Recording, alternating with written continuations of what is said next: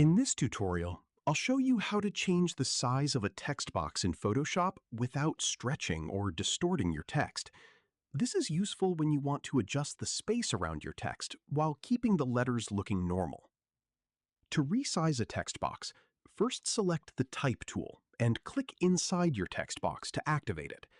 Make sure you are resizing the text box itself and not using free transform on the entire text layer. Once the text box is active, drag the handles around the box to make it wider, narrower, taller, or shorter. Your text will automatically adjust inside the box while keeping the same font size and shape.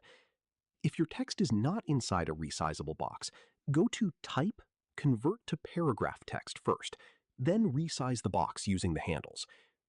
And that's how you can change the size of a text box in Photoshop without stretching or distorting the text.